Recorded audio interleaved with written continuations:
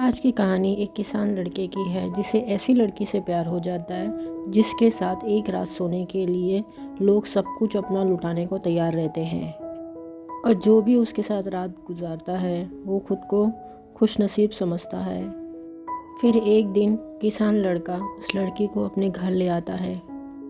उसके बाद वो लोग मिलकर ऐसे ऐसे कांड करते हैं जो हम लोग इस कहानी में आगे देखेंगे। कहानी की शुरुआत में हम देखते हैं 1850 की कैलिफोर्निया के रॉकीज नाम के एक छोटे से शहर से शुरू होती है।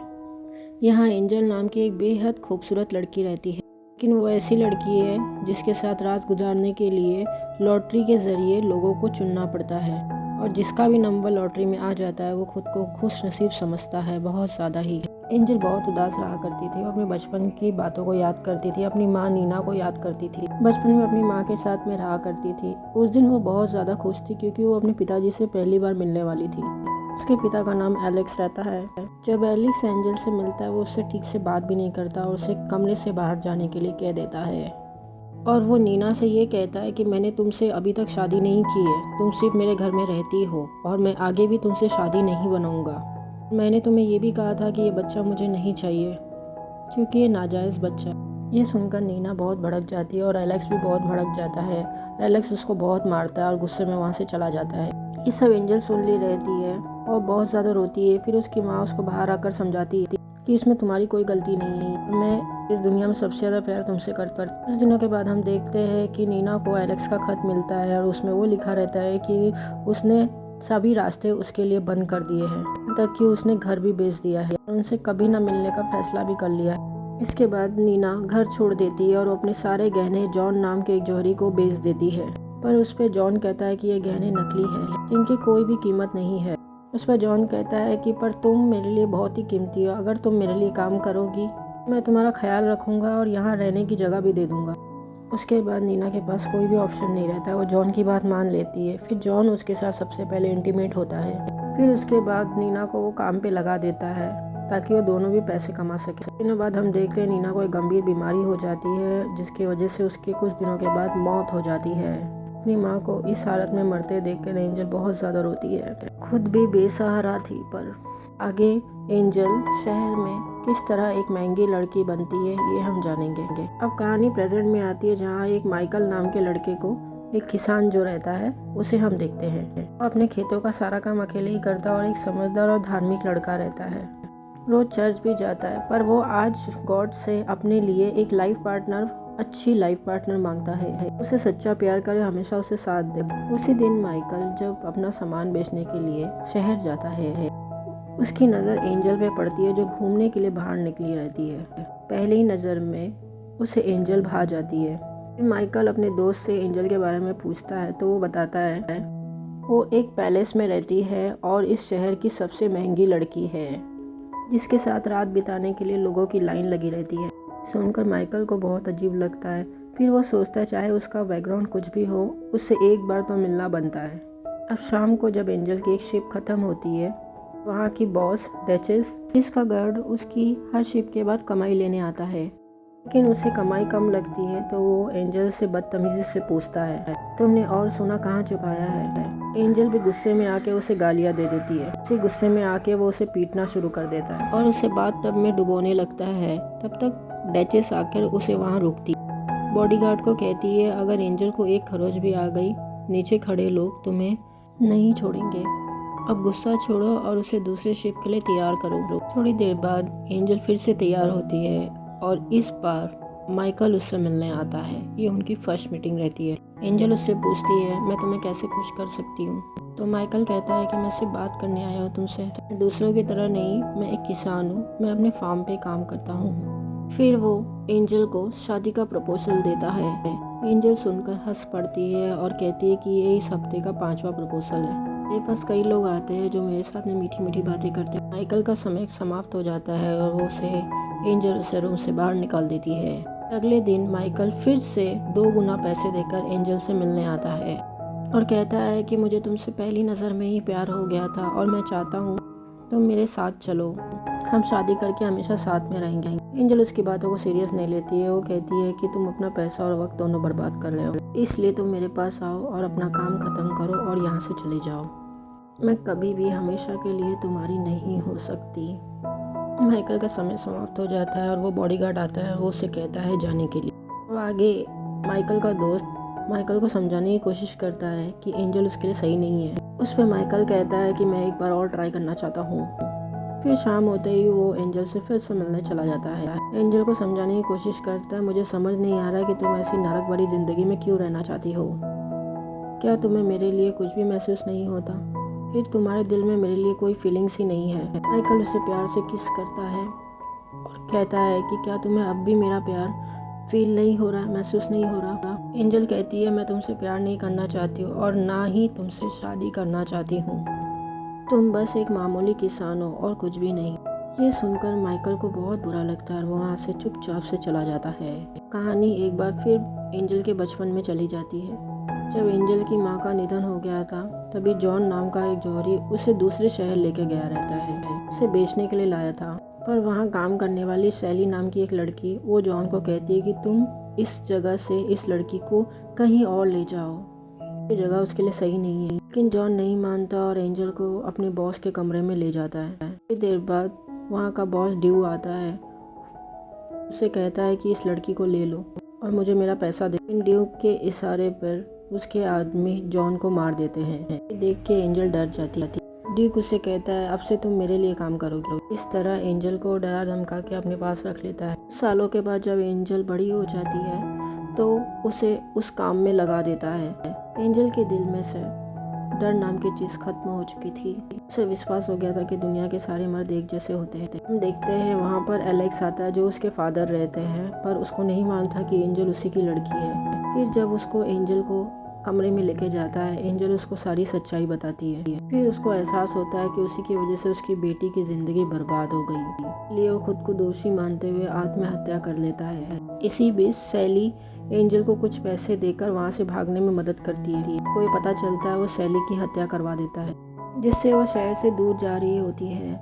में कुछ और लड़कियाँ भी होती हैं जो उससे बातें करती रहती हैं। जब एंजल दूसरे शहर रॉकिस में पहुंचती है तभी वो लड़कियां उसे पीट कर बेहोश कर देती है, उसके सारे पैसे चुरा लेती है। उसके बाद डचेस नाम की एक औरत ने उसे बचाया और अपने पैलेस पे लाकर उसको धंधे पर लगा लेती है।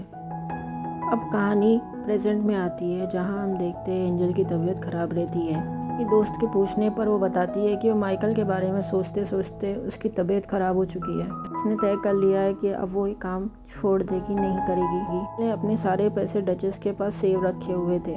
एंजल अपने सारे पैसे डचेस से मांगने जाती है।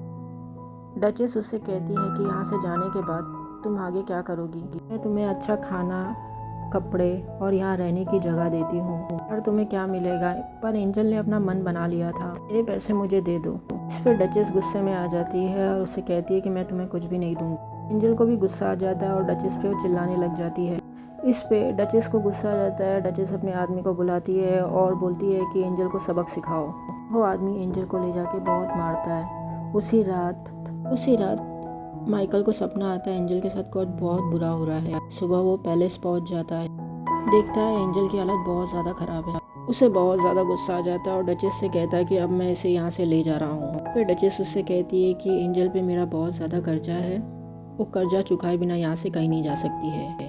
जो सुनकर माइकल डचेस को उसके जितना बन रहा था उससे 3 गुना ज़्यादा पैसा उसे दे देता है। माइकल एंजल को अपनी माँ की अंगूठी देता है और पूछता है कि क्या तुम मुझसे शादी करोगी? उस पर एंजल हाँ का जवाब देती है। उसके बाद माइकल उसे अपने फार्म हाउस पर लेके जाता है। मार की वजह से उसकी हालत बहुत ज़्यादा ख़राब था।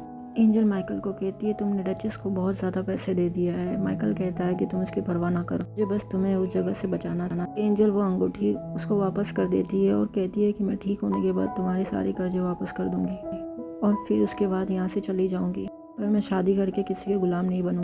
माइकल हंसकर कहता है कि शादी करना कोई गुलामी नहीं है। फिर माइकल उसे कुछ कपड़े देता है पहनने के लिए। एंजल पूछती है क्या ये तुम्हारी वाइफ का है? माइकल कहता है नहीं, ये मेरी बहन का है जो 1 साल पहले मर चुकी है। अब उसका पति पॉल और मैं यहाँ रहते हैं। पर पॉल इस समय दूसरे शहर में बाद एंजल उठने की कोशिश करती पर उसकी हालत खराब होने की वजह से वो गिर जाती है। माइकल उसका ख्याल रखने लग जाता है। इस तरह धीरे धीरे 3 हफ्ते गुजर जाते हैं। हम देखते हैं कि एंजल अब काफी ठीक हो गई थी पहले की तरह। रात के समय जब माइकल उसे देखने आता है तो एंजल उसे अपने पास बुलाती है और उसे कहती है अब तुम्हारा कर्ज उतारने का समय आ चुका है, और माइकल को छोड़ने के लिए कहती है। माइकल उसे मना कर देता है और कहता है कि मैंने तुम्हें इसलिए नहीं बचाया था। मैं चाहता हूँ कि मेरे दिल में जो एहसास तुम्हारे प्रति हो तुम्हारे दिल में भी वही एहसास मेरे प्रति होए। तक ऐसा नहीं होता तब तक मैं तुम्हारे करीब नहीं आऊँगा। दोनों और भी बातें करते हैं। एंजल कहती थी जब मैं छोटी थी मेरी माँ गॉड से बहुत प्रार्थना करती थी, फिर भी उसे नरक जैसी ज़िंदगी मिली, इसलिए गॉड पर मुझे विश्वास नहीं है। सुबह जब माइकल फार्म वाला काम कर रहा था एंजल उसे कहती है कि मैं तुम्हारी बीवी वाला काम नहीं कर सकती, लेकिन जब तक मैं यहाँ हूँ तुम्हारे साथ में फार्म में काम कर सकती हूँ। पर माइकल भी एग्री कर लेता है।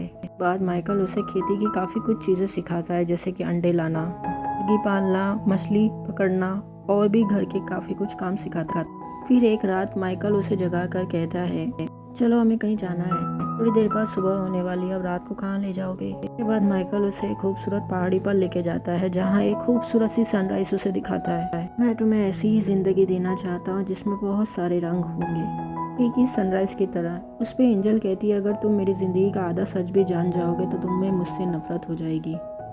इस पे माइकल कहता है वो ज़िंदगी तुमने नहीं चुनी थी, पर तुम अब अपनी मर्जी से अपनी ज़िंदगी चुन सकती हो। इस पे एंजल कहती है मुझे पता भी नहीं कि मैं यहाँ क्यों हूँ।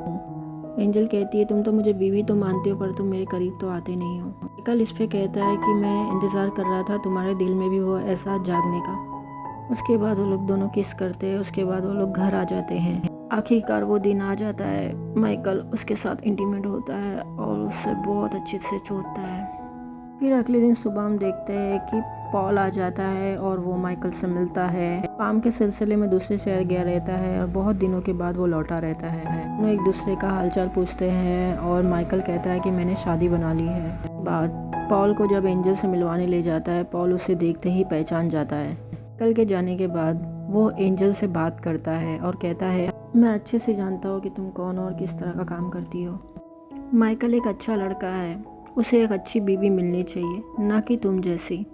उस पे एंजल कहती है कि वो खुद मेरे पास आया था और सब जानने के बाद ही उसने मुझे अपनाया है और ये बात तुम्हें भी एक्सेप्ट कर लेनी चाहिए। लेकिन पॉल नहीं मानता और वहाँ से वो माइकल के पास सीधा जाता है। माइकल को एंजल के बारे में बताने लग जाता है कि वो एक घटिया लड़की है। उसके बारे में उल्टा सीधा बोलने लग जाता है। माइकल गुस्से में पॉल को एक गुस्सा मार देता है। उससे कहता है कि अगर तुम मुझे एक भाई जैसे मानते हो तो एंजल को भी अपनी बहन जैसी माननी होगी। फिर उसे सॉरी भी कहता है। कल उसे समझाता है कि तुम चाहो तो शहर जाके एक नया बिजनेस शुरू कर सकते हो, पहले की तरह अच्छे से जी सकते हो। सीन में हम देखते एंजल और माइकल को एक साथ देखते हैं। वो कहता है कि अगले दिन पॉल शहर जा रहा है। उनके बीच में जो भी हुआ वो एंजल को बताता है। फिर एंजल के पास आके कहता है मुझे तुम्हारे साथ सारी जिंदगी बितानी है, मैं चाहता हूँ हमारे बच्चे हो और पूरी जिंदगी हम खुश रहे। पर उसे पता नहीं था कि एंजल माँ नहीं बन सकती थी। यहाँ पर एंजल का पास दिखाया जाता है कि वो एक बार प्रेग्नेंट हो गई थी। फिर ड्यूक ने एक डॉक्टर को बुलाया और एंजल को पकड़ के उसका एबॉर्शन करवा दिया।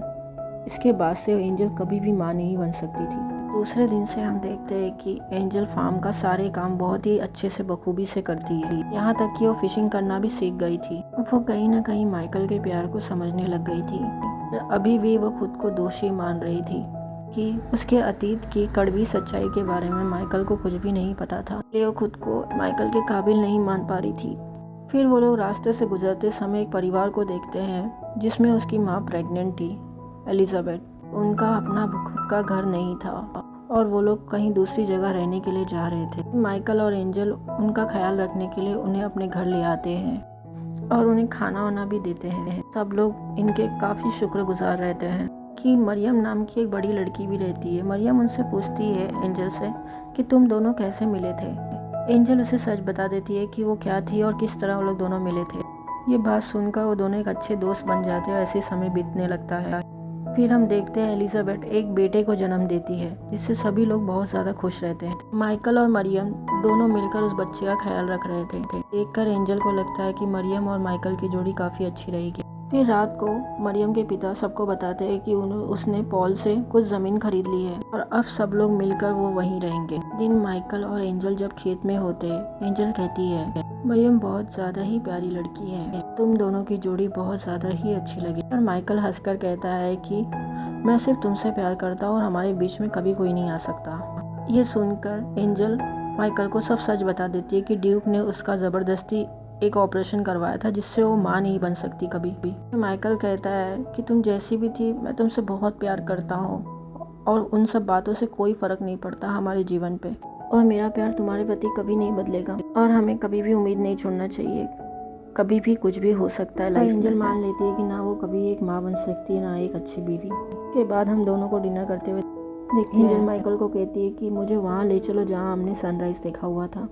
फिर माइकल उसे सनसेट देखने के लिए ले जाता है और उस पल को हसीन बनाने के लिए वो वहीं पर इंटीमेट होते हैं। फिर अगली सुबह हम देखते हैं कि एंजल मरियम के लिए एक लेटर लिखती है और वो अंगूठी भी वहीं रख देती है जो माइकल ने उसे दिया था। सबके जागने से पहले वो शहर की ओर चली जाती है सबको छोड़ के। फिर मरियम को वो लेटर मिलता है और उसमें लिखा रहता है कि माइकल और मरियम की जोड़ी काफ़ी अच्छी बन सकती थी और वो दोनों साथ में हमेशा खुश रहेंगे। फिर मरियम माइकल को वो लेटर दिखाती है और कहती है कि तुम्हें जाकर एंजल को रोकना चाहिए। फिर माइकल उससे कहता है कि मैंने उसके लिए सब कुछ किया और मैंने अपने प्यार का एहसास भी उसे दिलाया, अब ये उसकी ज़िंदगी है, वापस आने का भी फैसला उसी का होगा। दूसरी ओर हम देखते हैं एंजल शहर के एक होटल में पहुंचती है। होटल के ओनर से वो ये कहती है कि अगर आपको कोई कुक की ज़रूरत है तो मैं वो काम कर सकती हूँ, पर मुझे यहाँ रहने के लिए जगह भी चाहिए। ये सुनकर होटल का ओनर मान जाता है। वो एंजल काम करने लग जाती है। वहीं पर ड्यूक का एक आदमी एंजल को उस होटल में काम करते हुए देख लेता है। उसी रात को होटल में आग लग जाती है, सब कुछ जल जाता है। अगले दिन एंजल जले हुए सामानों को समेट रही थी, तभी उसके सामने ड्यूक आता है। ड्यूक वही आदमी है जो एंजल को अपने पास रख लिया था जॉन को मारने के बाद। अब वो इस शहर में आके अपना वही पुराना धंधा शुरू किया है। के बारे में एंजल बिल्कुल भी नहीं जानती थी। वो एंजल को अपने साथ में चलने के लिए कहता है। इस पर एंजल कहती है कि तुम मेरे साथ ज़बरदस्ती नहीं कर सकते हो। फिर ड्यूक उसे बताता है कि कल रात होटल में मैंने ही आग लगवाई थी, अब अगर तुम नहीं मानती तो मैं इस होटल ओनर को भी मरवा दूंगा। के बाद एंजल ना चाहते हुए भी उसके साथ वो चली जाती है। वहाँ जाकर वो देखती है ड्यूक के पास छोटी छोटी 2 लड़कियाँ हैं के साथ ठीक उसी तरह से वो ज़बरदस्ती काम करवा रहा था। ये देखकर एंजल उससे कहती है कि तुम बड़ी लड़कियों को हैंडल नहीं कर सकते हो, इसलिए तुम छोटी लड़कियों को लाकर उन पर जुल्म करते हो। ड्यूक उसे समझाता है, अगर तुम मेरे खिलाफ गई या भागने की कोशिश की मैं तुम्हें मार दूंगा, जल्दी से तैयार हो जाओ, मुझे तुम्हें सबके सामने ले जाना है। उसके बाद वो एंजल को स्टेज पर ले जाकर सबको दिखाना चाहता था। एंजल गॉड से प्रेयर करती है, अगर आप हो तो मेरी मदद करो उन दोनों लड़कियों को बचाने के लिए और मुझे सच बोलने की शक्ति दो। के बाद ड्यूक उसे स्टेज पर लेके जाता है और सबके सामने वो सच बता देती है। इस तरह से ड्यूक छोटी लड़कियों के साथ जुल्म करता है और यहाँ तक कि वो अपनी भी कहानी बता देती है। सुनकर वो सबको बताता है कि ये लड़की झूठ बोल रही है। स्टेज से एंजल को जबरदस्ती एक कमरे में ले जाता है। वो उसे मार ही देने वाला होता है। ड्यूक का एक आदमी आकर उसे गिरा देता है। ड्यूक का ही आदमी रहता है। वो ड्यूक के क्रूरपना से वो तंग आ चुका रहता है। एंजल को भागने के लिए कह देता है। एंजल जल्दी से उन दोनों बच्चों के कमरे में जाके उन दोनों लड़कियों को लेके वहाँ से भागने की कोशिश करता। देखकर सभी लोग समझ जाते हैं कि ड्यूक एक बेरहम है। छोटी बच्चियों के साथ में ड्यूक जुल्म करता है। ड्यूक को मारने की पूरी कोशिश करते हैं। ड्यूक भाग रहा होता है लेकिन सभी लोग उसे चारों ओर से घेर लिए रहते हैं और उसे पकड़कर फांसी देकर मार देते हैं। 3 साल के बाद का घटना दिखाया जाता है जहाँ पर हम देखते हैं पॉल को एक दूसरे शहर में और वो अचानक से एंजल को देखता है और उसका पीछा करते करते एक बड़े से स्कूल में पहुँच जाता है। अंदर जाके वो इंक्वायरी करता है तो एंजल उसे मिल जाती है। बाद वो एंजल से पूछता है कि ये सब क्या है, तुम यहाँ पर क्या कर रही हो। उस पर एंजल कहती है कि यह एक स्कूल है, जो मेरी तरह लड़कियां होती है और जो अपने जीवन का नया शुरुआत करना चाहती है, वो यहाँ पर उनको तालीम देते हैं। ये सुनकर पॉल को बहुत ज़्यादा अच्छा लगता है। फिर एंजल माइकल और मरियम के बारे में पॉल से पूछती है, जिस पे पॉल उसे कहता है मरियम मेरी वाइफ है और वो माँ बनने वाली है। तुमने सोचा माइकल उससे शादी बना लेगा, लेकिन हकीकत में माइकल उसे एक बहन की तरह मानता था हमेशा से। पर हकीकत में माइकल तुम्ही से प्यार करता है और वो अब भी तुम्हारा इंतज़ार कर रहा है। सुनकर एंजल बहुत ज़्यादा दुखी हो जाती है। वो चाहती थी कि माइकल एक नेक लड़की के साथ में अपनी जीवन बिताए। उसके बाद पॉल उसे वापस चलने के लिए रिक्वेस्ट करता है, मैं 4 बजे यहाँ से जाने वाला, तुम चाहो तो मेरे साथ चल सकते। दूसरी ओर माइकल को हम देखते जो अपने खेतों में काम कर रहा रहता है। वो देखता है कि एंजल अब वापस आ गई है और एंजल उसके पास आकर उसे अपना असली नाम बताती है कि मेरा नाम असली सारा है, कि मैंने आज तक कभी किसी को नहीं बताया। मैं तुमसे ये कहने आई हूँ कि मैं तुमसे बहुत ज़्यादा प्यार करती हूँ। मैंने जो भी तुम्हारे साथ किया उसके लिए मुझे माफ़ कर देना। तुम्हें बहुत ज़्यादा तकलीफ़ दी है। माइकल उस पर कहता है, इन्हीं तकलीफ़ों की वजह से आज हमें ये अच्छा दिन देखने मिला है और हम एक साथ हैं। फिर माइकल जो अपनी माँ की रिंग संभाल के रखता है वो उसे एंजल को दे देता है और उसे अपनी लाइफ में वेलकम करता है। फिर से वो दोनों किस करते हैं और बहुत ज़्यादा खुश रहते हैं। और कुछ सालों के बाद का नज़ारा दिखाते हैं कि एंजल प्रेग्नेंट रहती है। तो उनका एक छोटा सा बेटा भी है। एंजल अब ठीक हो चुकी है। यहीं पर मूवी समाप्त होती है। Thanks for watching my video. Thank you.